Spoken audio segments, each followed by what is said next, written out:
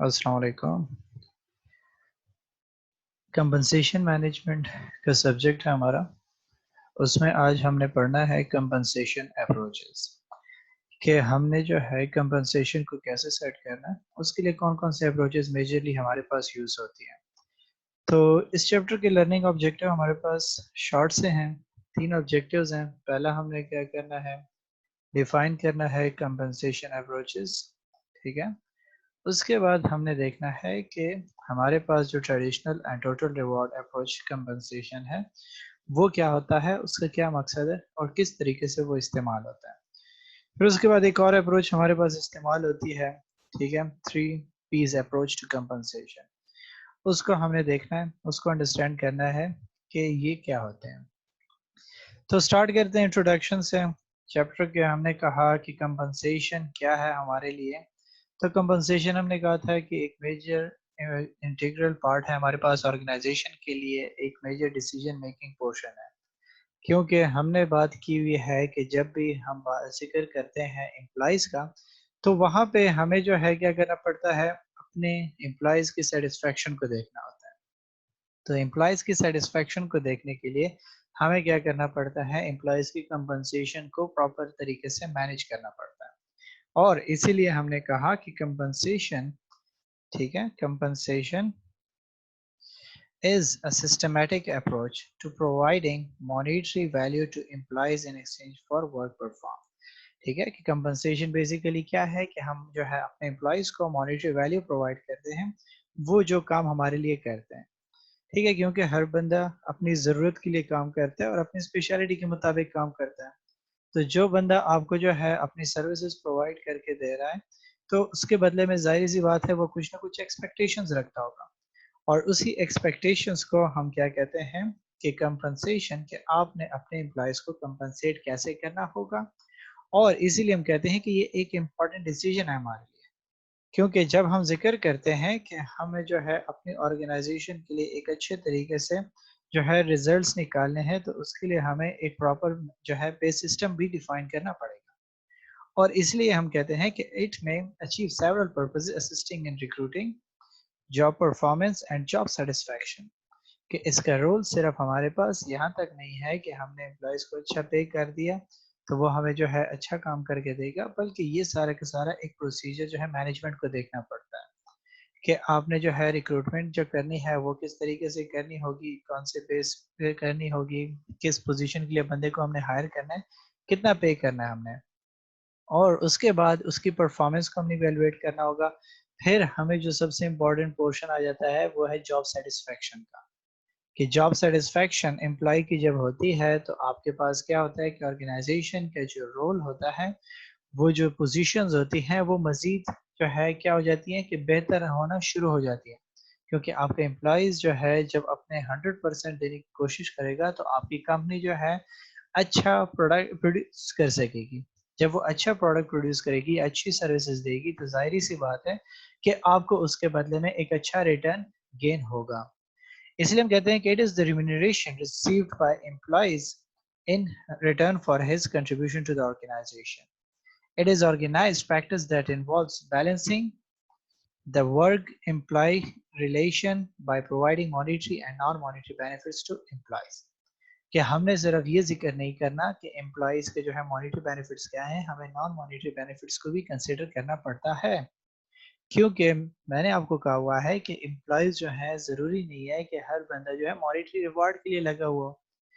कुछ सिचुएशंस में या कुछ जगहों पे ऐसे भी सिचुएशंस होती हैं जहाँ पे एम्प्लॉइज एक्सपेक्ट करते हैं कि उनकी जो है, जो हम प्रमोशन का जिक्र करते हैं, प्रमोशन होनी चाहिए।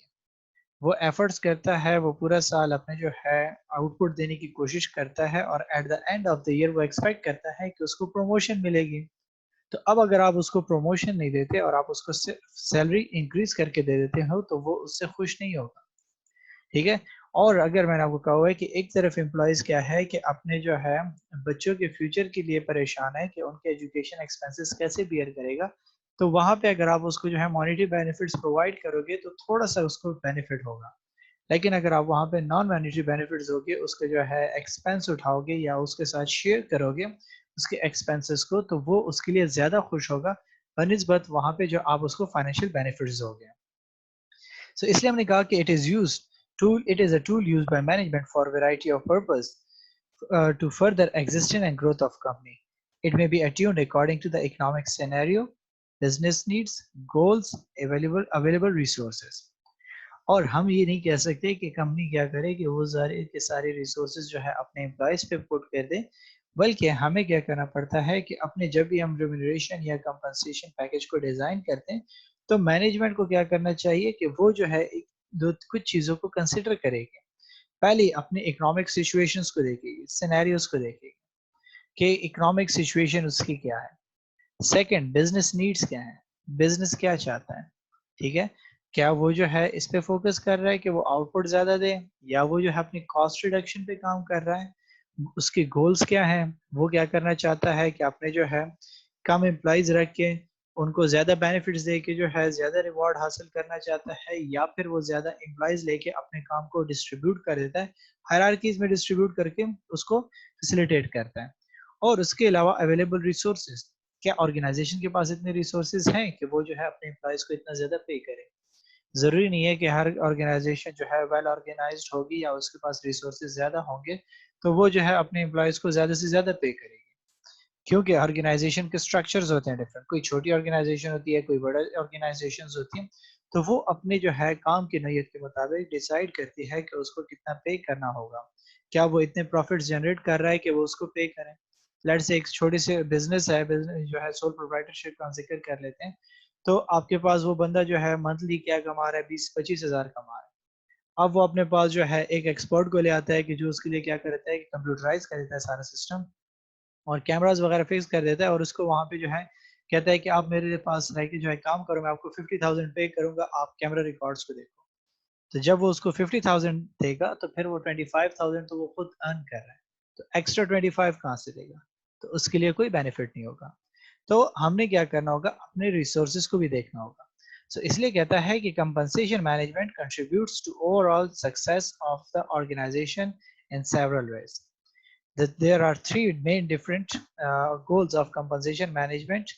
Management, recruiting, motivating, retaining good people have not changed over time, but the ways in which some companies approach them differ dramatically from previous approaches. और सबसे इम्पोर्टेंट बात कहता है कि ऑर्गेनाइजेशन क्या करती है कि कंपनसेशन मैनेजमेंट को जो है डिफरेंट जगहों पे अपने डिफरेंट सक्सेस ऑर्गेनाइजेशन के यूज करती है। ठीक हो गया। अब जरूरी नहीं है कि हमने कह दिया कि ऑर्गेनाइजेशन ज्यादा आउटपुट हासिल करना चाहती है तो वो इसलिए ज्यादा पे कर रहे हैं। अगर हम देखें तो आपके पास क्या होता है कि ऑर्गेनाइजेशन अपने सेल्स टारगेट को अचीव करने के लिए क्या करती है, अपने सेल्स एजेंट्स को ज्यादा पे करती है, उनको ज्यादा परसेंटेजेस प्रोवाइड करने की कोशिश करती है। तो इसी तरीके से हम जो है डिफरेंट तरीकों से उसको यूज कर सकते हैं। ठीक है। एक हमने क्या कहा कि एक गोल उसके जो ऑर्गेनाइजेशन पे जो हमने कहा कि तीन मेन जो है आपके पास पॉइंट्स आ सकते हैं या गोल्स हो सकते हैं जिसके लिए ऑर्गेनाइजेशन क्या करती है कि एक अच्छा कंपनसेशन पैकेज प्रोवाइड करती है। सबसे पहली बात हमने कहा कि आपके पास क्या हो जाता है रिक्रूटिंग के लिए। okay? आपने अगर एक अच्छा पूल जनरेट करना है एम्प्लॉयज का तो आप उसको अच्छा पे करोगे। जब आप अच्छा पे करोगे तो हर बंदा आपके पास क्या आएगा, आपके ऑर्गेनाइजेशन को ज्वाइन करने की कोशिश करेगा, क्योंकि इंसान की नेचर क्या है कि वो बेहतर से बेहतर की तलाश में होता है। तो एक जगह पे अगर वो 5,000 कमा रहा है तो वो कोशिश करेगा कि वो एक ऐसी जगह पे जाए जहाँ पे वो उससे ज्यादा कमाए। तो वो उन जगहों की जो है सर्च में होगा। दूसरा जिक्र हमने किया मोटिवेटिंग, कि आपके पास जो है जो एम्प्लॉयज आपका जो है मोरल डाउन है, ऑर्गेनाइजेशन में सही तरीके से काम नहीं कर रहे, आप उनको जो है बोनस प्रोवाइड करते हो, आप उनको जो है क्या करते हो कि उनके लिए टारगेट्स रख देते हो, आप उनके लिए जो है पैकेजेस डिजाइन कर देते हो कि अगर आपने इस गोल को अचीव कर दिया तो हम आपको जो है एक्स्ट्रा बेनिफिट प्रोवाइड करेंगे। अक्सर आपने देखा होगा कि आपके पास जो मेडिकल रैप्स होते हैं वो अच्छा रिजल्ट्स देने के बाद उनको जो है कभी कभार ऑर्गेनाइजेशन जो है मल्टीनेशनल टूर्स देती हैं, इंटरनेशनली उनको जाने की कोशिश करती है कि आप जो है ग्लोबली जाओ, आप जो है विजिट्स करो फैमिली के साथ। तो डिफरेंट तरीकों के साथ आप क्या करते हो, अपने एम्प्लॉयज को मैनेज करने की कोशिश करते हो, इनको इनकरेज करते हो कि वो बेहतर से बेहतर करने की कोशिश करें। और थर्ड मोस्ट इंपॉर्टेंट आपके पास जो फैक्टर होता है वो रिटेनिंग गुड पीपल है। कि मैंने आपको बार बार इसी चीज में एम्फेसाइज किया हुआ है कि रिटेनिंग बहुत इंपॉर्टेंट है। आपके पास नए एम्प्लॉय को हायर करने का जितना एक्सपेंस आपके ऑर्गेनाइजेशन को बियर करना पड़ता है वो किसी और चीज में नहीं होता। आपको सबसे पहले मसला जो है किस चीज़ का फेस आएगा कि आपके जो एग्जिस्टिंग एम्प्लॉय था, वो क्या करता है आपकी ऑर्गेनाइजेशन को बेहतर तरीके से समझता है। उसको आप जो है थोड़ा-सा ट्रेन कर दो तो वो आपको बेहतर रिज़ल्ट दे सकता है। बजाय इसके कि आप पूरा का पूरा जो है क्या करो एक प्रोसीजर फ़ॉलो करो कि रिक्रूटमेंट करो, फिर उसके बाद सिलेक्शन करो, फिर उसके बाद जो है आप उसके जो है पैकेजेज़ डिज़ाइन करो और फिर उसको जो है ट्रेनिंग एंड डेवलपमेंट की तरफ लेकर जाओ। तो इतने ज़्यादा अपने जो है स्टेप्स को ओवरकम करने के लिए हम क्या करते हैं कि हमारे जो गुड एम्प्लॉइज़ होते हैं, हम उसको रिटेन करने की कोशिश करते हैं। और उसी की रिटेनिंग में सबसे इम्पोर्टेंट रोल हमने क्या कहा कि मॉनेटरी और नॉन मॉनेटरी बेनिफिट्स का आता है कि जब आपका एम्प्लॉय आपके साथ खुश होगा तो उसको क्या ज़रूरत है दूसरी ऑर्गेनाइजेशन में जाने के लिए। अगर एक ऑर्गेनाइजेशन उसको 25,000 पे करती है और आप 20,000 पे कर रहे हो तो आप उसको जो है बेनिफिट दिखा रहे हो कि मैं इसके साथ एक्स्ट्रा आपको क्या कर रहा हूँ इंश्योरेंस प्रोवाइड कर रहा हूँ या मैं आपके मेडिकल एक्सपेंसेस बियर कर रहा हूँ। तो वो जो है उन चीज़ का कंपैरिजन करेगा। तो एक आपके पास जो है कहता है कि ये चीज़ें जो है आपके पास चेंज नहीं हुई। लेकिन आपके पास जो है फिर भी क्या हुआ कि कुछ कंपनी जो है डिफरेंट तरीकों से जो है इनको अप्रोच करने की कोशिश करती है। जैसे कि हमने कहा कि परफॉर्मेंस बेस्ड पे tailored to the strategic circumstances of each organization may consist of base pay, annual bonus, and a choice of various other benefits. This is also known as total reward package. कि आपके पास organisations क्या करती हैं कि वो जो है देखती हैं कि आपके जो है एम्प्लॉय किस चीज़ को ज़्यादा फोकस करते हैं। ठीक है? आप जो है क्या करते हो कि परफॉर्मेंस बेस्ड पे का नाम आपने सुना हुआ होगा, कि परफॉर्मेंस बेस्ड पे किया जाता है। तो परफॉर्मेंस बेस्ड आजकल जितनी भी प्राइवेट ऑर्गेनाइज़ेशन है इंटरनेशनली अगर हम देखें, तो वो परफॉर्मेंस बेस्ड चलती हैं। अगर आप ऑर्गेनाइजेशन को अच्छा परफॉर्मेंस दे रहे हो, अच्छा रिज़ल्ट दे रहे हो, तो ऑर्गेनाइजेशन आपको जो है अच्छा पे करेगी, आपको खुश रखेगी। ठीक है? अगर आप उसको रिज़ल्ट नहीं देते, उसके लिए बेनिफिशियल नहीं हो, तो वो आपको जो है हटा देगी। वो तो एक अलग बात है आपके पास जो है गवर्नमेंट सेक्टर है कि जहाँ पे आप क्या करते हो कि जो है आपको अपने टाइम टू टाइम इंक्रीज़ नज़र आता है, आपको जो है अपने प्रिविलेजेस मिलते रहते हैं, ठीक हो गया? और आपको ईयरली उसमें जो है बोनस और इंक्रीमेंट्स ऐड होते हैं। लेकिन जब आप प्राइवेट का ज़िक्र करते हैं तो वहाँ पे आपके पास क्या हो जाता है कि ऑर्गेनाइज़ेशंस आपको जो है डिफरेंट तरीकों के साथ मैनेज करने की कोशिश करती है और आपकी परफॉर्मेंस के बेसिस पे आपको पे करती है। जिसमें हमने कहा कि एक आपकी बेस पे हो जाती है कि आपको इतना जो है सैलरी मिलेगी।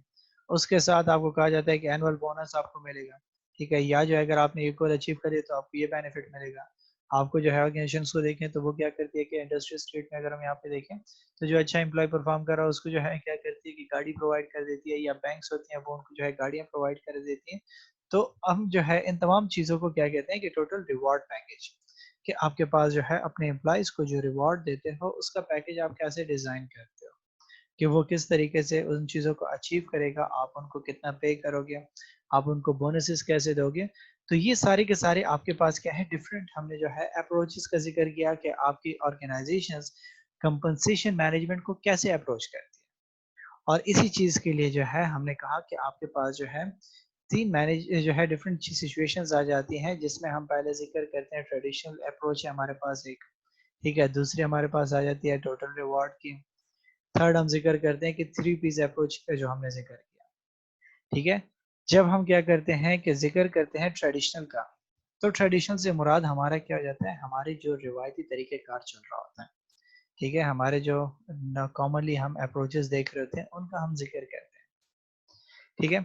और कहता है कि आपके पास क्या है कि for some organization a traditional compensation approach makes sense and offer certain advantage in specific competitive situation.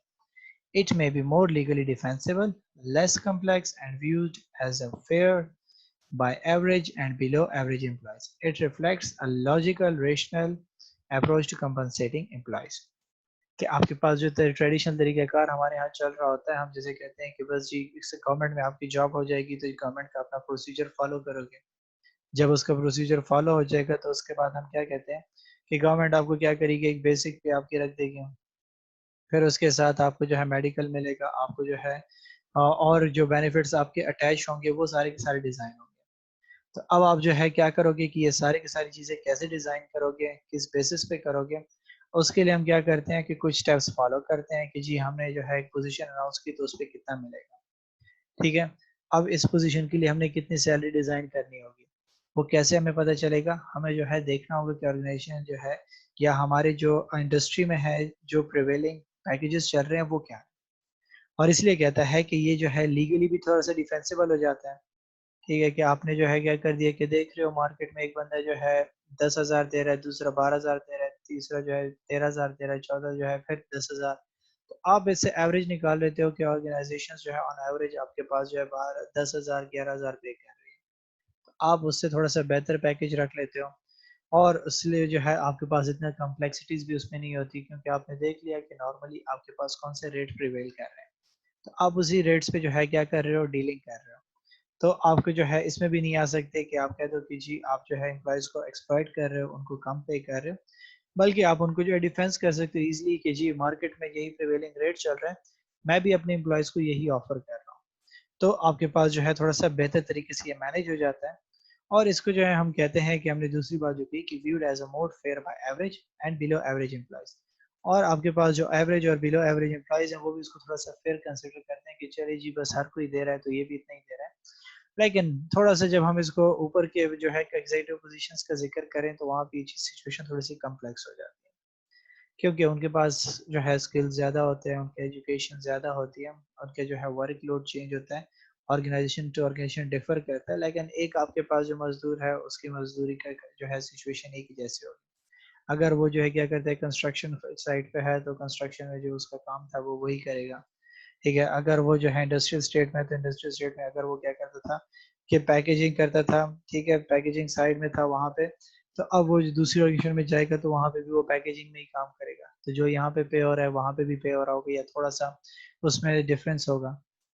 तो इसलिए कहते हैं कि it reflects a logical rational approach to compensating employees, और इसलिए हम इसको थोड़ा-सा जो है लॉजिकल भी कंसीडर करते हैं, और एक रेशनल अप्रोच भी समझते हैं कि जी हमारे पास जो है यही एक बेहतर ऑप्शन है, जो एम्प्लॉइज को सेटिस्फाई कर सकती है। इसका स्ट्रक्चर हमारे पास कुछ यूँ होता है, ठीक है? कि हम क्या करते हैं कि पहले जो है जब हम इसके पैकेज को डिज़ाइन करते हैं, तो इसके लिए हम क्या करते हैं कि जॉब एनालिसिस करते हैं, ठीक है? जॉब एनालिसिस सबसे इम्पोर्टेंट पोर्शन होता है, ठीक है? कि हम उसको जो है देखते हैं, हमारे पास जो है हमारे जॉब की नौइयत क्या है, ठीक है? हम उसके जो है स्पेसिफ़िकेशंस का ज़िक्र करते हैं, फिर ठीक है, उसके साथ जो है हम क्या करते हैं कि ज़िक्र करते हैं कि आपके पास जो है कौन-सी पोज़ीशन पे कौन बंदा बैठा होगा, वो क्या काम करेगा, उसकी रिस्पॉन्सिबिलिटीज़ क्या होंगी, उसके लिए कौन-सी स्किल्स चाहिए, जिसको हम क्या स्प्लिट करते हैं, नॉर्मली हम क्या कहते हैं कि जॉब डिस्क्रिप्शन और जॉब स्पेसिफिकेशन का ज़िक्र करते हैं। ठीक है, कि एम्प्लॉइज़ के पास कौन-से स्किल्स होने चाहिए। एम्प्लॉइज़ जो है इस पोज़ीशन के लिए जो है ब जब आएगा तो वो कौन-कौन से काम करेगा, उसकी रिस्पॉन्सिबिलिटीज़ क्या होंगी, ठीक है? और उसको जो है कौन-सा एनवायरनमेंट में रहना पड़ेगा। तो इन चीज़ों को हम डिसाइड करते हैं। फिर जब ये चीज़ हो जाएगी, तो हम उसके बाद क्या करेंगे कि जॉब डॉक्यूमेंटेशन करेंगे। हम उसके जो है अपडेट डॉक्यूमेंट्स बनाना शुरू कर देंगे कि जी ये आपके पास क्या है कि ये पोजीशन है, लेट्स से मैनेजर की पोजीशन है, तो मैनेजर क्या काम करेगा, ये जो है इतने बजे आएगा, यहाँ से ये टाइमिंग होगी इसकी, ये जो है सीईओ को रिपोर्टिंग करेगा, ये इस बंदे को रिपोर्ट करेगा, ये जो है पूरा रिकॉर्ड मेंटेन करेगा। अब ये सारे के सारे हमने क्या कर दिए, इसके जो है डॉक्यूमेंटेशन कर रहे हैं, ठीक है? जब हमने क्या कर दिया कि इसकी डॉक्यूमेंटेशन कर दी, तो हम उसको जो है 2 हिस्सों में स्प्लिट कर देंगे। सबसे इम्पोर्टेंट चीज़ हमारे पास क्या हो जाएगी, हम क्या करेंगे, जॉब की रेटिंग करेंगे, ठीक है? कि जॉब की जो है आपके पास नेचर क्या है, ठीक है? वो जो है मार्केट में उसको कैसे देखा जाता है, मार्केट में जो है उसको कितना इम्पोर्टेंस दी जाती है, लोग कितना प्रेफ़र करते हैं, कितना प्रेफ़र नहीं करते हैं, ठीक है? लोग जो है किस चीज़ को कंसिडर करते हैं, किस चीज़ को कंसिडर नहीं करते हैं। उस पोज़ीशन की नौइयत क्या है, क्या वो जो है ज़्यादा इम्पोर्टेंट है, ज़्यादा इम्पोर्टेंट नहीं है, ठीक है? फिर आप क्या करते हो कि डिफरेंट किस्म की जब आपने जॉब्स डिफाइन कर दी, आपने पोजीशन स्प्लिट कर दिए, तो अब आप क्या करोगे, क्रिएट जॉब वर्थ हायरार्की, कि आप क्या करोगे, हमारे पास डिफरेंट किस्म के जो है मैनेजमेंट में आपने पढ़े होंगे कि डिफरेंट ऑर्गेनाइजेशन स्ट्रक्चर हो जाते हैं, आपके पास फ्लैट स्ट्रक्चर हो जाता है, आपके पास टॉल स्ट्रक्चर हो जाता है। तो हम क्या करते हैं कि उस तरीके से अब हायरार्कीज़ बनाना शुरू कर देते हैं। कि हमारे पास पहले मैनेजर होगा, फिर उसके साथ जो है डिफरेंट मैनेजर्स जो है अपने डिपार्टमेंट मैनेजर्स काम करेंगे, डिपार्टमेंट मैनेजर्स के अंडर जो है आपके पास एम्प्लॉइज़ काम करेंगे, तो ये सारा का सारा आप क्या करते हो, हायरार्की डिफाइन करना शुरू कर देते हो। जब ये चीज़ आपके पास बनना शुरू हो जाती है, तो आप क्या कर लेते हो, उसको रिकंसाइल कर देते हो इंटरनल एंड एक्सटर्नल कंसिडरेशन में। लेकिन ये तो आपने जो है जो ज़िक्र किया आपने जॉब रेटिंग और क्रिएटिंग वर्थ का, ठीक है, हायरार्की का, ये तो आपके पास इंटरनल फैक्टर्स हो गए। हम क्या करते हैं कि एक्सटर्नली भी कुछ चीज़ों का ख्याल रखते हैं। वो क्या था, प्रिपेयर सर्वे करते हैं, कंडक्ट करते हैं सर्वे को, एनालाइज करते हैं मार्केट डेटा को। हम सर्वे का जिक्र क्यों कर रहे हैं, क्योंकि हमने क्या कहा कि हमने जो है मार्केट में प्रिवेलिंग रेट्स को देखना होगा, मार्केट में सिचुएशन को देखना होगा। तो जब हम मार्केट का जिक्र कर रहे हैं तो हमें मार्केट में सर्वे करना पड़ेगा कि मार्केट में क्या सिचुएशन चल रही है, किस तरीके से लोगों को जो है पे किया जा रहा है। तो उसके लिए हम क्या करेंगे कि अपना सर्वे तैयार करेंगे, सर्वे जो है कंडक्ट करेंगे, और फिर उसके बाद हम मार्केट के डेटा को एनालाइज करेंगे कि क्या सिचुएशन मार्केट में चल रही है। जब ये सारा का सारा काम हो जाएगा तभी हम क्या करेंगे, इसको कनेक्ट कर देंगे, यहाँ पे इन दोनों को लेकर आएंगे। और इसलिए हमने कहा कि रिकनसाइल करना है हमने इंटरनल को, इंटरनल हमारे पास जॉब रेटिंग और क्रिएट जॉब वर्थ हायरार्की को, और फिर एक्सटर्नल जो हमने कंसिडरेशंस की कि जो सर्वे किया, मार्केट को एनालाइज किया, उन दोनों को हम जो है अब एनालाइज करेंगे कि कौन सी पोजीशन के लिए कितना पैकेज होना चाहिए, लोगों की क्या रिक्वायरमेंट्स हैं, एक पोजीशन के लिए वो सूटेबल पे कितना कंसिडर करते हैं। और फिर जब ये सारी की सारी चीज़ें डिसाइड हो जाएंगी तो आखिर में हम क्या करेंगे, अपना पे स्ट्रक्चर डिज़ाइन करेंगे, डेवलप करेंगे कि जी हमारा जो है अब पे पैकेज ये होगा कि मार्केट से ना कम हो, ना मार्केट से ज़्यादा हो, बल्कि एक ऐसा रेट हो जो अट्रैक्टिव भी हो, और जो हमारे पास जो हमारा काम है वो भी बेहतर तरीके से हो सके। क्योंकि मैंने आपको क्या कहा कि ऑर्गेनाइजेशन जो है वो अगर देखती है कि मार्केट में 10,000 पे किया जा रहा है और वो कह दे कि नहीं मैं तो 25,000 पे करूंगा, तो क्या वो 25,000 जो पे कर रहा है क्या उसके काम की नौयत वैसी है कि नहीं है। जैसे हम जिक्र करते हैं कि एनजीओज बहुत अच्छा पे करती है, तो एनजीओज आपके पास जो है हाई पे करती है, लेकिन उनका काम कौन से एरियाज में होता है। अगर वो हार्ड एरियाज में है तो वो आपको हार्ड एरियाज अलाउंस के बेसिस पे ही पे कर रहे होते हैं। अगर वो आपके पास जो है एक आम और जो है नॉर्मल एरिया में है तो फिर उसमें जो है इतना ज्यादा आपको पे नहीं किया जाता। तो डिपेंड करता है आपके पास जो है मार्केट में किस किस्म की सिचुएशन चल रही है, क्या काम है आपका, और किस तरीके से जो है लोग उसको पे कर रहे हैं।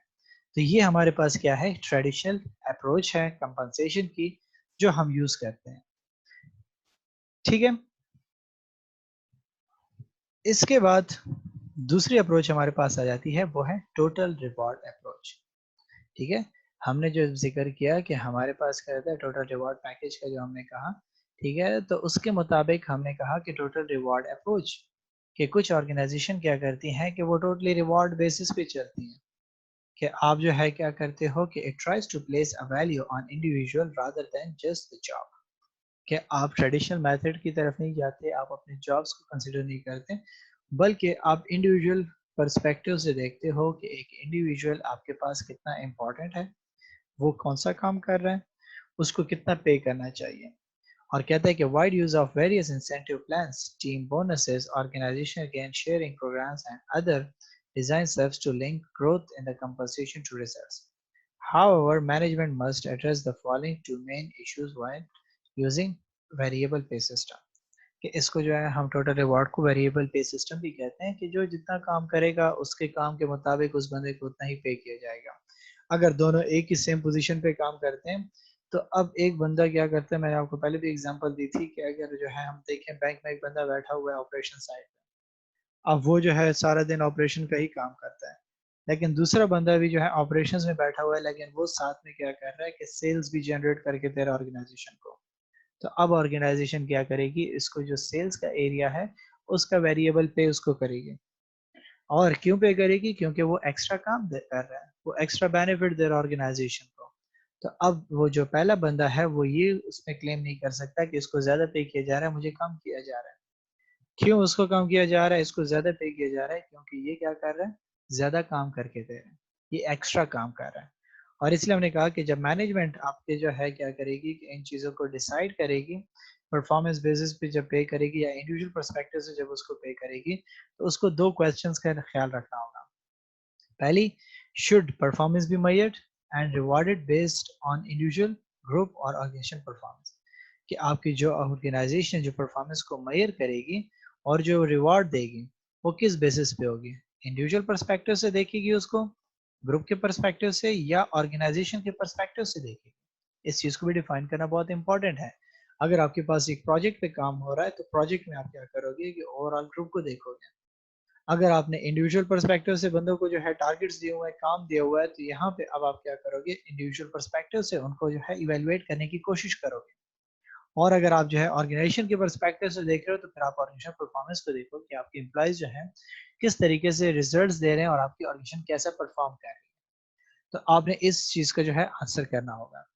सेकंड क्वेश्चन आपको जो है जो एड्रेस करना पड़ेगा वो क्या है कि should the length of time for measuring performance be short term, less than 1 year, और longer term, more than 1 year. और आप जब परफॉर्मेंस की जिक्र करते हो तो आप उसकी परफॉर्मेंस को जब देखोगे तो वो क्या शॉर्ट टर्म के लिए देखोगे कि 1 साल के अंदर अंदर वो कैसे काम कर रहा था, या फिर साल से ज्यादा देखोगे। क्योंकि अगर आप क्या करते हो कि साल से कम का जिक्र करते हो तो फिर आपके पास प्रॉब्लम क्या आएगी कि आप जो है अगर हर साल जो है एम्प्लॉयज को ज्यादा कर रहे हो, परसेंटेज 10% या 15% इंक्रीज करके दे रहे हो, फिर तो आपके लिए बड़ा प्रॉब्लम हो जाएगा कि आपका एक एम्प्लॉय जो है लेट से 25,000 पे आपके पास आया था और हर साल उसको इस तरीके से पैकेजेस 15% टू 20% इस तरीके से एक्स्ट्रा मिलना शुरू हो गया, फिर तो बहुत जल्द जो है वो हाई पे की तरफ पहुंच जाएगा। तो आपने इस चीज़ को एनालाइज करना होगा कि आप जब एम्प्लॉयज को क्या करोगे, रिवॉर्ड्स दोगे या जो है जो रिवॉर्ड बेसिस पे या वेरिएबल कंपनसेशन पैकेज डिजाइन करोगे वो किस तरीके से होगा, वो आपके पास कैसे जो है इंक्रीज आएगा उसमें, इन चीज़ों को आप देखोगे। तो ये कंसिडर करना आपके लिए बहुत इंपॉर्टेंट हो जाता है। इसके बाद कुछ डिफरेंसेस हमने देखने हैं कि आपके जो ट्रेडिशनल कंपनसेशन अप्रोच का हम जिक्र करते हैं और टोटल रिवॉर्ड का जो हमने जिक्र किया, दोनों में फ़र्क क्या है। ठीक है, हमने जो है किन बेसिस पे इसको जो है हम स्प्लिट करते हैं। तो पहली बात अगर हम देखें तो कहते हैं कि जी आपके पास क्या है, कंपनसेशन इज प्राइमरीली बेस पे। ट्रेडिशनल अप्रोच में हम जब जिक्र करते हैं तो हमने कहा था कि आपके पास जो कंपनसेशन होता है वो हमेशा बेस पे ही कंसिडर होता है। Variable pay is added to a base pay. तो दोनों में फर्क क्या हुआ कि कंपनसेशन आपके पास क्या होगा, जब ट्रेडिशनल अप्रोच होगी तो वो बेस पे ही होगी, लेकिन जब हम क्या करेंगे कि वेरिएबल का जिक्र करेंगे तो आपके पास क्या हो जाएगा, या टोटल रिवॉर्ड अप्रोच का जिक्र करेंगे तो वहां पे वेरिएबल पे जो है ऐड होगी बेस पे। ठीक है, कि आपके पास मैंने आपको क्या कहा कि जो एक्स्ट्रा काम करेगा, जो एक्स्ट्रा परफॉर्मेंस शो करेगा उसको एक्स्ट्रा बेनिफिट्स मिलेंगे। सेकंड पॉइंट एडिशन में अगर हम देखें तो क्या कहता है कि bonus perks are for executive only. और यहाँ पे अगर हम देखें तो क्या कहते हैं, annual long term incentives are provided to all. तो सबसे बड़ा बेनिफिट दूसरे पॉइंट में हम देखें तो क्या हुआ कि अगर हम ट्रेडिशनल में बात करते हैं तो बोनस और पैकेजेस जो जब आपके अच्छे मिलते हैं तो वो हमेशा एग्जेक्टिव्स को ही मिलते हैं। क्योंकि मैंने आपको क्या कहा कि वो हायर पोजीशंस पे होते हैं तो उनका काम जो है जिस तरीके से होता है तो वो उसी के बेसिस पे उनको ज्यादा बेनिफिट्स प्रोवाइड करते हैं। लेकिन जो आपके पास लोअर स्टाफ होता है उसको जो है इतना ज्यादा कंसिडर नहीं किया जाता पर्क्स वगैरह में। जैसे मैं आपको जिक्र दे दूं कि एक करता हूँ कि एक आपके पास जो 12 ग्रेड का ऑफिसर है या 15 ग्रेड पे जो है या स्केल पे काम कर रहे हैं तो उसको कभी भी जो है गाड़ी नहीं दी जाएगी। लेकिन जब 21 ग्रेड का या 18 ग्रेड का या 19 ग्रेड का जो है अच्छा काम करेगा, कोई रिजल्ट लेकर आएगा, तो उसको जो है कंपनी क्या करेगी, ज्यादा पे करेगी या जो है गाड़ी पे सर्विस फैसिलिटीज प्रोवाइड करेगी या कोई और एडिशनल बेनिफिट देगी। लेकिन जब हम टोटल रिवार्ड अप्रोच का जिक्र करते हैं तो वहां पे हमने क्या कहा कि टोटल जो है आपके पास एनुअल या long term incentives are provided to all. कि हमने जो है जो जिक्र किया था लास्ट क्वेश्चन में, हमने कहा था कि जो परफॉर्मेंस मेजर होगी तो शॉर्ट टर्म पे होगी या लॉन्ग टर्म पे। तो अब उसी के बेसिस पे हम देखेंगे कि अगर हमने एनुअली उसकी परफॉर्मेंस को मेजर कर रहे हैं तो हम उसको पे भी क्या करेंगे, एनुअल बेसिस पे करेंगे। अगर हम उसको जो है 2 साल 3 साल की परफॉर्मेंस पे जज करेंगे तो फिर उसी के बेसिस पे हम क्या करेंगे, तो हम के तमाम एम्प्लॉइज को बेनिफिट्स प्रोवाइड करेंगे अगर हम एज ए टीम उसको कंसिडर कर रहे हैं। थर्ड पॉइंट हमारे पास क्या हुआ कि fix benefits are tied to long tenure. और इसमें हमारे पास क्या था, flexible and portable benefits are offered. तो अगर हम देखें तो हमारे पास गवर्नमेंट में क्या होता है कि fix benefits are tied to long tenure, कि जो बंदा आपके पास मौजूद होगा, जो लंबे अरसे तक काम करेगा, उसको जो है फिक्स बेनिफिट्स दिए जाते हैं। लेकिन अगर हम टोटल रिवॉर्ड सिस्टम को देखें तो वहाँ पे आपके पास फ्लेक्सिबल है, ठीक है, पोर्टेबल बेनिफिट्स हैं, आपके जो है वेरी करते हैं, आप उनको बेनिफिट्स प्रोवाइड कर रहे हो परफॉर्मेंस की बेसिस पे, आप उसको देख रहे हो कौन कितने रिजल्ट्स आपको दे रहे हैं, आप उसको उतना ही पे कर रहे हो। ठीक है, अगर आपके पास उसकी परफॉर्मेंस नील हो रही है तो आप उससे इंसेंटिव्स लेने की, वापस करने की कोशिश करते हो, तो आप उसको चेंज कर सकते हो। आप उसको जो है अगर वो 1 साल के अंदर, अगर मैं आपको कहा था कि जैसे सेल्स एजेंट है, आपके पास ऑपरेशंस में एक बंदा काम कर रहा था, वो सेल्स में एक बहुत बड़ा गोल अचीव कर देता है बैंकिंग सेक्टर में, तो आप डायरेक्टली क्या करोगे, उसको प्रमोट करोगे। ठीक है, आप प्रमोट क्यों करोगे, क्योंकि आपको जो है उसने एक अच्छा टारगेट अचीव करके दे दिया। लेकिन आपके पास जब हम ट्रेडिशनल का जिक्र करेंगे तो ट्रेडिशनल आप मार्केट के साथ साथ चलोगे और जो मार्केट की प्रिवेलिंग सिचुएशन होगी आप उसको ही फॉलो करोगे। इसके बाद हमारे पास आ जाता है कि जो है pay grade progression is based on organisation promotion. और आपके पास जब हम जिक्र करते हैं टोटल रिवॉर्ड अप्रोच में, तो knowledge and skills based broad bands determine pay grade. ठीक है कि आपके पास क्या हो जाता है कि हम जो है जब पे का जिक्र करते हैं तो आपके पास जो ट्रेडिशनल अप्रोच है वहाँ पे आपके पास क्या होती है, ऑर्गेनाइजेशनल प्रमोशंस होती हैं। आप जो है एक स्केल से दूसरे स्केल पे जाते हो तो आपकी जो बेनिफिट्स भी ज़्यादा मिलते हैं, आपको सैलरी भी ज़्यादा मिलना शुरू हो जाती है, और उस पोजीशन के कोई एक्स्ट्रा पर्क्स थे तो वो भी आपको मिलना शुरू हो जाते हैं। लेकिन आपके पास जब हमने वेरिएबल का जिक्र किया तो वेरिएबल में सिचुएशन चेंज होती है। आपके पास जिस बंदे के पास जितना नॉलेज होगा, जितना स्किल होगा, जितना अच्छा रिजल्ट्स ओरिएंटेड बंदा होगा, वही उसकी पे को जो है डिटरमाइन करेगी। अगर एक बंदा आपको जो है 10 बंदों के काम करके दे रहा है तो आप उसके अकॉर्डिंगली उसको पे कर रहे हो। आप जो है ये नहीं देखो कि वो ये प्रमोट हो गया तो वो इसको इतनी सैलरी मिलेगी, नहीं, बल्कि आपको जितना काम करके दे रहा है, जितने उसके स्किल्स हैं, जितने क्वालिफिकेशन है, नॉलेज है उसके पास, आप उसके बेसिस पे उसको हाई पे करोगे। लास्ट पॉइंट इसमें हमारे पास आ जाता है कि ऑर्गेनाइजेशन वाइड स्टैंडर्ड पे प्लान एग्जिस्ट, जबकि हमारे पास क्या होता है कि multiple plans consider job, family, location and business units. ठीक है कि आपके पास क्या हो जाता है कि जब हम इसका जिक्र करते हैं तो हमारे पास, जब आपके पास जो है ट्रेडिशनल मेथड की बात आ जाती है तो ट्रेडिशनल मेथड में हम क्या करते हैं कि उनके पास एक स्टैंडर्ड पे प्लान एग्जिस्ट करता है कि 12 ग्रेड के अफसर को इतना होगा, 16 को इतना होगा, 17 को इतना होगा, 18 को इतना होगा, 21 को इतना होगा। तो जो बंदा जिस ग्रेड पे प्रमोट होता जाएगा, आगे बढ़ता जाएगा, उसको उतनी ही पे मिलती जाएगी। लेकिन आपके पास जो हमने कहा कि टोटल रिवॉर्ड सिस्टम है, वहां पे सिचुएशन चेंज हो जाती है।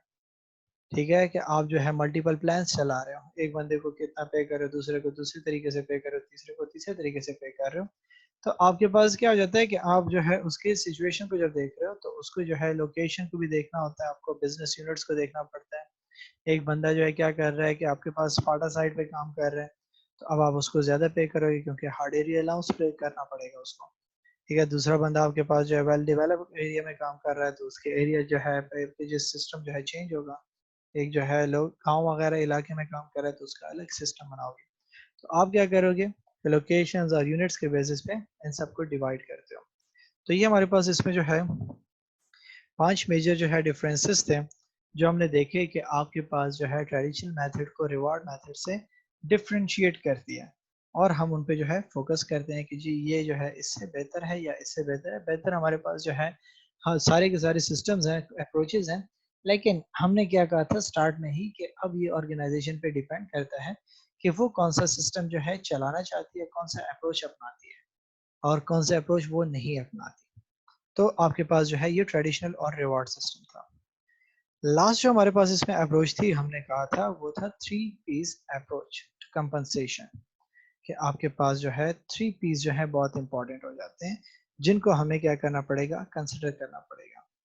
3 पीस हमने क्यों कहा, क्योंकि हमारे पास जो वर्ड स्टार्ट हो रहा है वो हमारे पास उसके पहले वर्ड्स पी से स्टार्ट हो रहे हैं। सो कहता है कि there are 3 P approach of developing a compensation policy centered on the fundamentals of paying for position, person and performance। क्या हम 3 P's का जिक्र मैंने आपको कहा कि हमने क्यों किया, क्योंकि हम जो है क्या कर रहे हैं कि 3 चीजों को देख रहे हैं जो है जिनके पहला वर्ड शुरू होता है पी से, जैसे पोजीशन, पर्सन एंड परफॉर्मेंस। कि आप बंदे को पे करते हो उसकी पोजीशन के मुताबिक, ठीक है क्या, उस पर्सन के मुताबिक या उसकी परफॉर्मेंस के मुताबिक उसको पे करते हो। इन 3 चीज़ों को आप कंसिडर करके उनको पैकेजेस डिजाइन करके देते हो। ठीक है, ट्रेडिशनल में तो हमने कहा कि मार्केट में सिचुएशन क्या है, आपके पास जो है जो रिवार्ड सिस्टम था वो क्या था, वो कहता था कि आपके पास जो बंदा जैसा परफॉर्म करेगा उसके बेसिस पे करो। ठीक है, लेकिन ये जो आपके पास 3 पी अप्रोच है इसने क्या कर दिया कि तीनों चीज़ों को ले लिया, कि आप जो है ट्रेडिशनल मेथड का पोजीशनिंग सिस्टम भी ले लो, आप जो है रिवॉर्ड सिस्टम का पर्सन वेरिएबल सिस्टम भी ले लो, और फिर उसके बाद परफॉर्मेंस को भी कंसिडर करो कि आपके पास जो परफॉर्मेंस है वो कैसे है, और उसके बेसिस पे आप किस तरीके से उनको पे करोगे। सो कहता है कि drawing from external market information and integral internal policies, this approach helps to establish guideline for equitable grading structure, determine capability requirements and creation of short and long incentive plans। ठीक है, कि अब आप जो है क्या करते हो कि जब एक्सटर्नल मार्केट से इंफॉर्मेशन लेते हो, ठीक है, जैसे ट्रेडिशनल में हम करते थे कि आप सर्वे करते हो, जब आप वो जो है सारे का सारा सर्वे करते हो, मार्केट से डेटा कलेक्ट कर लेते हो, और फिर अपनी इंटरनल पॉलिसीज को देखते हो कि आपकी ऑर्गेनाइजेशन कितना पे करेगी, किस पोजीशन के लिए, कितना उसके पास रिसोर्सेज अवेलेबल हैं। ठीक है, उसके बाद हम क्या करेंगे कि इस्टेब्लिश करते हैं आपके पास गाइडलाइंस को कि आप किस तरीके से ग्रेडिंग स्ट्रक्चर्स डिफाइन करोगे, आपके पास जो है कैपेबिलिटी रिक्वायरमेंट्स क्या होंगे, और आपके पास जो है शॉर्ट टर्म और लॉन्ग टर्म इंसेंटिव प्लान्स क्या होंगे अपने एम्प्लॉयज़ के लिए, कि आप किसको कितना पे करोगे। लॉन्ग टर्म के लिए अगर कोई बंदा काम करेगा तो उसकी क्या सिचुएशंस होंगी, शॉर्ट टर्म में काम करेगा तो उसको क्या होगा। आप जो है किस तरीके से फेयरली लोगों को जो है ट्रीट कर रहे हो, कितना उनको जो है पे कर रहे हो, कितना पे नहीं कर रहे, वो सारी की सारी चीज़ें आप क्या कर रहे हो, डिफाइन करते हो और उसको जो है एनालाइज करने की कोशिश करते हो।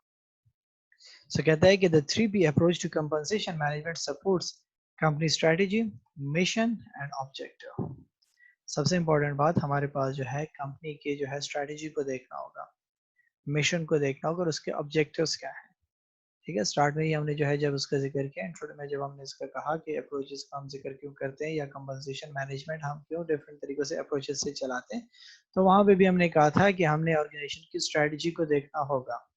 ऑर्गेनाइजेशन अगर कॉस्ट रिडक्शन की स्ट्रेटजी पे चल रही है, लो प्राइसेस पे चल रही है, तो वहां पे वो अफोर्ड नहीं कर सकती कि वो ज्यादा पे करे या ज्यादा ओवर स्टाफिंग करे। वो क्या कर रही है कि वो इकोनॉमीज ऑफ स्केल पे चलने की कोशिश कर रही है, तो वो अपनी कॉस्ट को रिड्यूस करेगी, हर तरीके से कोशिश करेगी। उसका मिशन क्या है, उसके ऑब्जेक्टिव्स क्या है, कंपनी क्या अचीव करना चाहती है, अगर वो ज्यादा पे कर रही है तो उससे क्या अचीव करना चाहती है, अगर वो जो है क्या कर रही है एक्स्ट्रा बेनिफिट्स प्रोवाइड कर रही है तो उससे वो क्या अचीव करना चाहती है। सो कहता है, इसलिए कहता है कि it is highly proactive and fully integrated into a companies management practices and business strategy.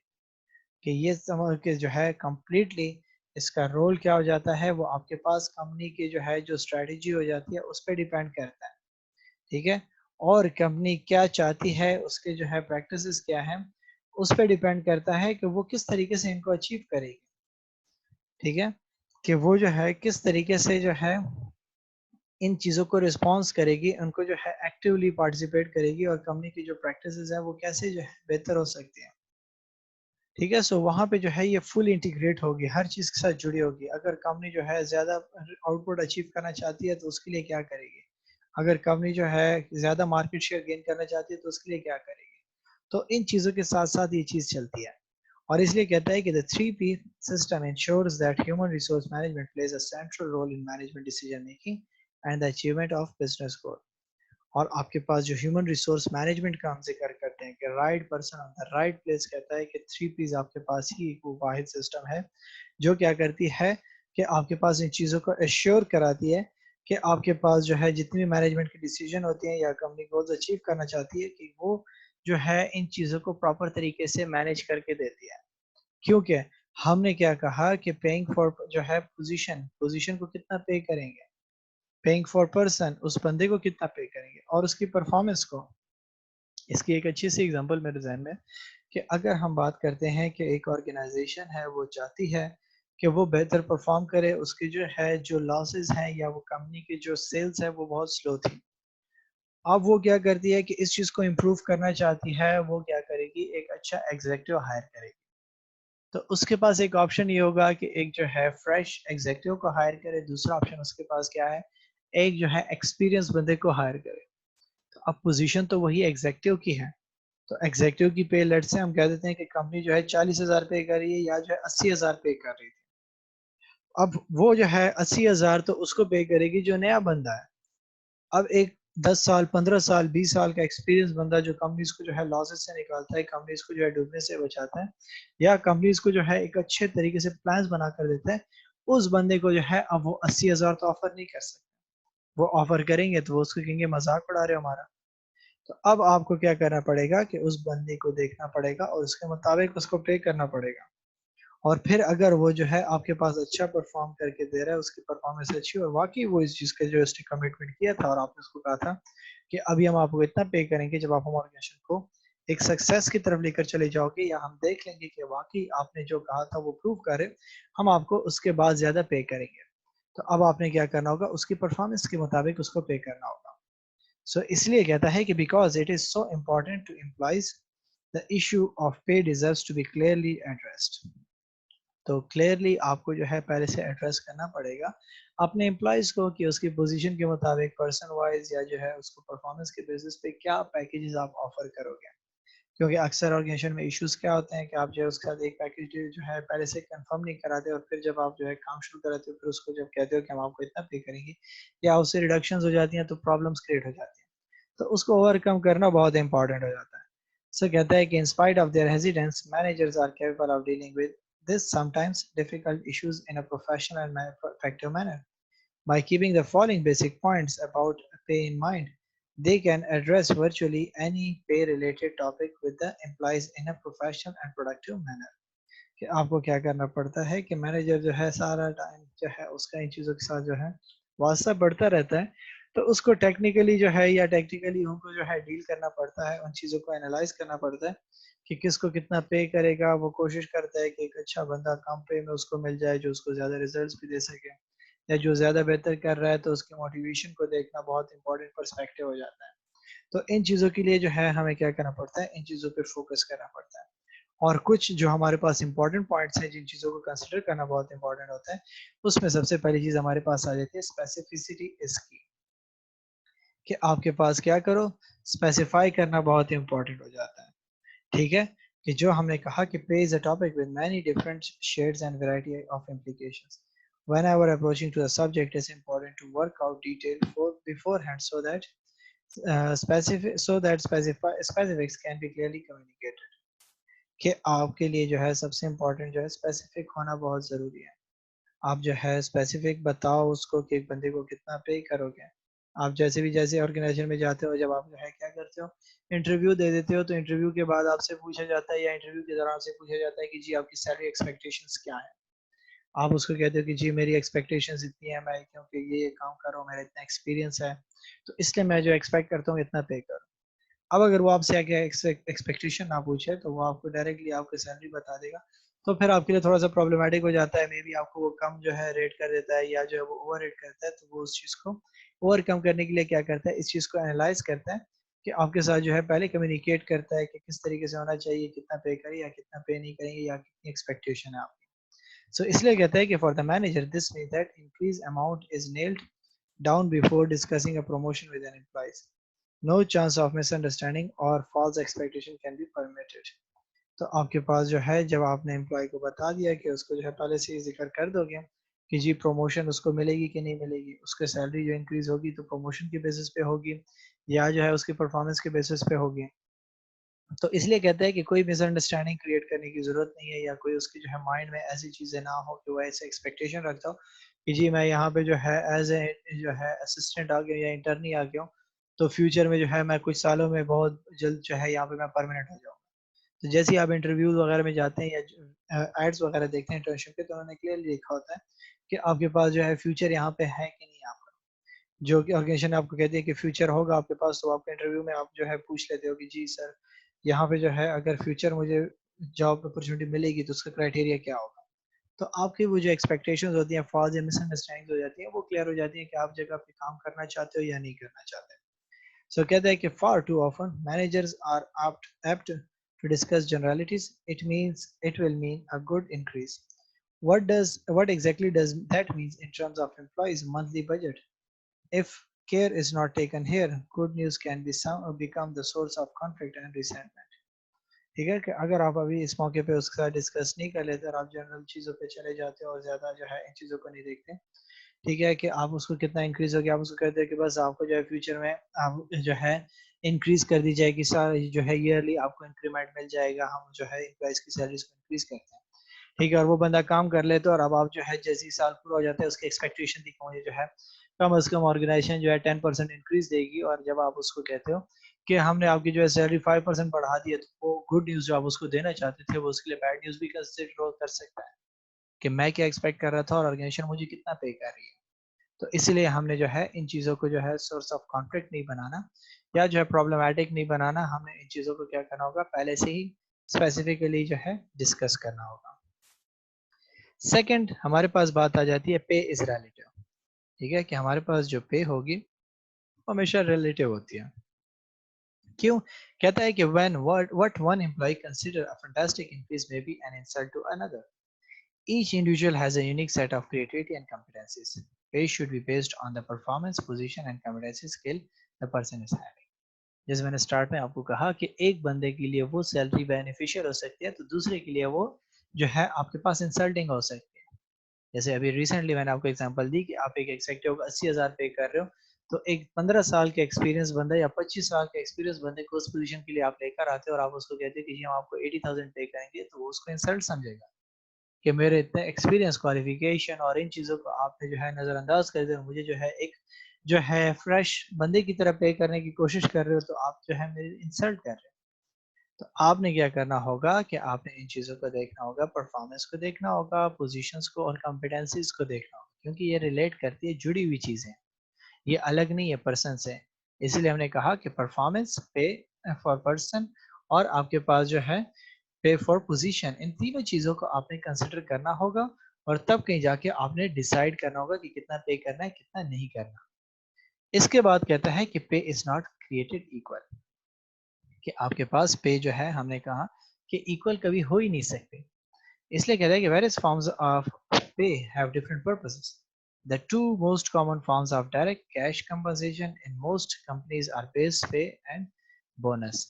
Base pay is annual salary and or hourly a wage paid to an employee given the job to he holds, while bonus is typically or at least should be rewarded based on the achievements of goal of the organization. तो अब आपके पास जो है क्या करना होगा कि equal आप उसको डिज़ाइन नहीं कर सकते। ठीक हो गया कि आप पहले से ही उसमें जो है ऐड कर दो कि बोनस भी होगा और पे भी इतनी होगी और इतना जो है आपको बेनिफिट्स मिलेंगे। बल्कि आपकी जो बेस पे होगी वो कुछ और है, बोनस कुछ और है।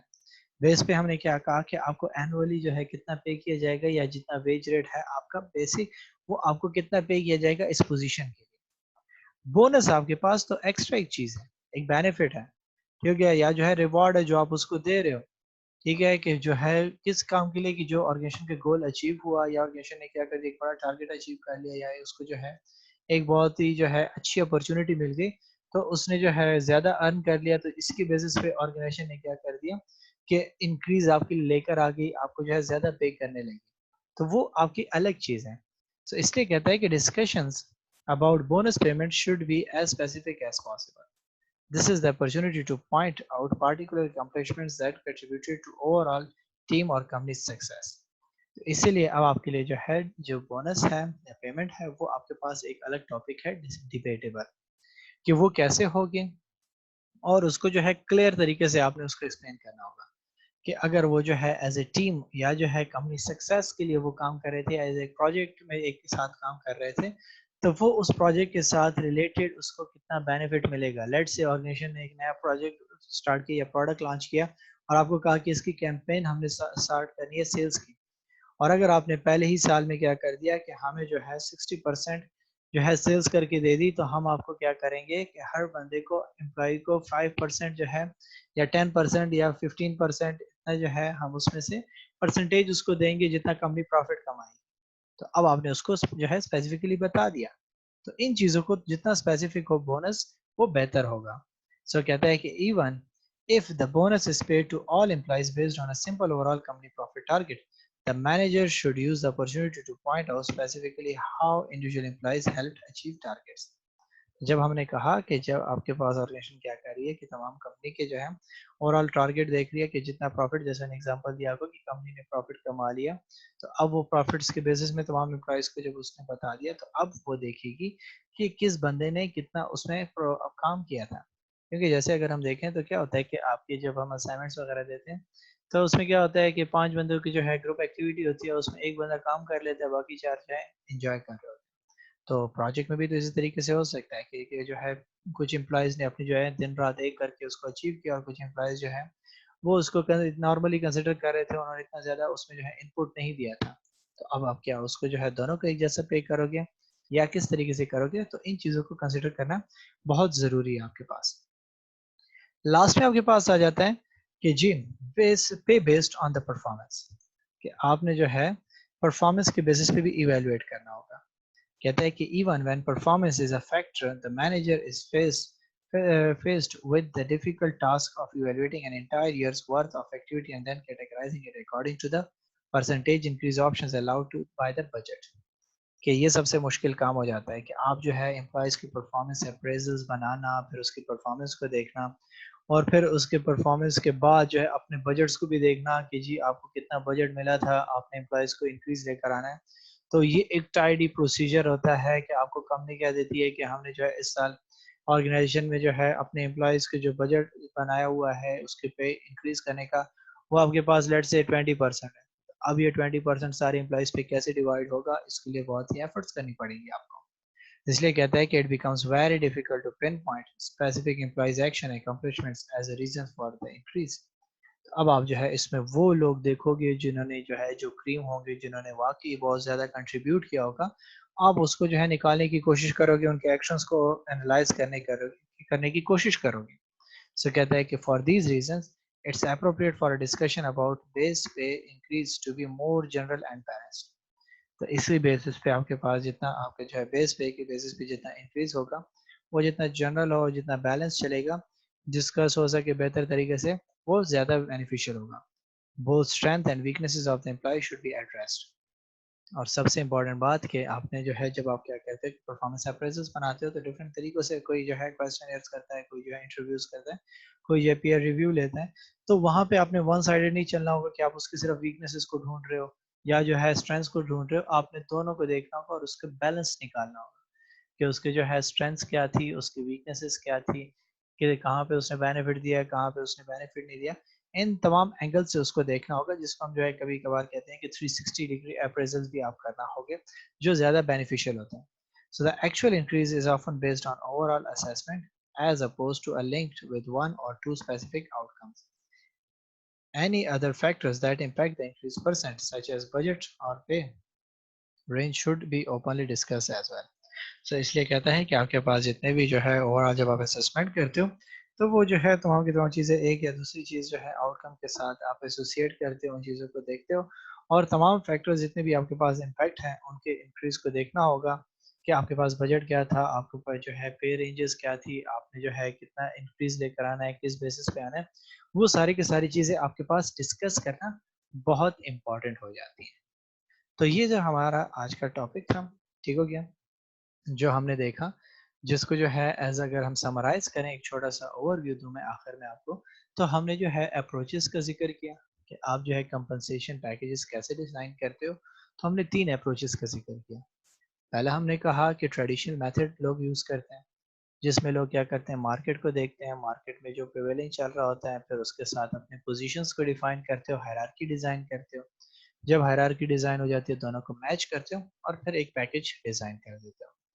फिर इसके अपोजिटली हमने एक सिचुएशन देखी, जो है अप्रोच देखी, जिसने कहा आपको कि रिवार्ड सिस्टम के बेसिस पे चलोगे, ठीक है, कि आपके पास जो है जो रिवार्ड आप डिज़ाइन करते हो लोगों को जितना पे करोगे, आप जो है वेरिएबल सिस्टम करो, इंडिविजुअल पर्सपेक्टिव से देखो, पोजीशंस को मत देखो कि जी कौन सी पोजीशन पे कितना पे किया जाएगा, बल्कि आप इस चीज़ को देखो कि आपके जो है जो बंदा परफॉर्म कर रहा है उसको कितना पे करूँगा। थर्ड जो अप्रोच हमने कहा कि वो थी हमारे पास थ्री थ्री पी अप्रोच, जिसको हमने कहा कि जो एक आपके पास परफेक्ट जो है या जो है हम उसको मोस्ट सूटेबल भी कह सकते हैं, ठीक हो गया, कि आपके पास सिस्टम है डिसीजन मेकिंग में जो है आपके पास रोल प्ले करती है, क्योंकि एचआरएम के जो मेजर फंक्शन है कि right person on the right place के जो हम बात करते हैं, तो वो आपको फुलफिल करके देता है, क्योंकि ये उसको देखता है कि उसके पर पोजीशन क्या होगी, उसके बेसिस पे करे क्या कितना पे किया जाएगा, उसकी परफॉर्मेंस के बेसिस पे कितना पे किया जाएगा और उस पर्सन के बेसिस पे उसके पास जो स्किल्स हैं, जो नॉलेज है, उसके बेसिस पे हमें कितना पे करना पड़ेगा। तो हमें इन चीज़ों को कंसिडर करना होता है और जब हम इन चीज़ों को देखते हैं तो इसमें हमें सबसे इम्पोर्टेंट बात पहले देखनी पड़ती है कि आपने क्या करना होगा। जब पैकेज डिज़ाइन करोगे तो स्पेसिफिकली उसके साथ डिस्कस करोगे कि कितना पैकेज मिलेगा, बोनस कितना मिलेगा, बेस पे कितनी होगी, ठीक है। फिर आपके जितने जो है जो एक बंदे की जो क्वालिफिकेशन है, जो उसके एक्सपीरियंसेस है, स्किल्स हैं, उसको एनालाइज करना पड़ेगा, उसके बाद डिसीजन लेनी होगी, ठीक है। हम जो है हर बंदे को इक्वली पे नहीं कर सकते हैं, किसी को जो है बोनस देंगे तो किस बेसिस पे देंगे, किस बेसिस पे नहीं देंगे, उस चीज़ को देखना होगा, ठीक है। और फिर हमने जो है परफॉर्मेंस का जिक्र किया कि परफॉर्मेंस को एनालाइज करना बहुत ही मुश्किल हो जाता है, तो हमें क्या करना पड़ेगा कि 360 डिग्री या कोई और ऐसा सूटेबल मेथड अपनाना पड़ेगा जिसके ज़रिए से हम क्या करेंगे, अपने एम्प्लॉय की परफॉर्मेंस को एनालाइज करेंगे। और जब हम उसको एनालाइज कर लेंगे तो उसके बाद ही हम डिसाइड करेंगे कि किसको कितना पे करना चाहिए, किसको कितना पे नहीं करना चाहिए। अब ये आपके पास कंपनी पे डिपेंड करता है कि वो इन 3 अप्रोचेस में कौन सी अप्रोच की तरफ जाती है। डिपेंड करता है उसकी ऑर्गेनाइजेशन का स्ट्रक्चर क्या है, ऑर्गेनाइजेशन की पॉलिसी क्या है, वो स्ट्रेटजी क्या है, या उसका मिशन या जो है विजन क्या है, ऑर्गेनाइजेशन क्या चाहती है, उसके बेसिस पे क्या करेगी, इसमें से ऑप्ट करेगी कि वो कौन सी अप्रोच के लिए जाती है, कौन से अप्रोच के लिए नहीं जाती। सो ये था हमारा आज का टॉपिक।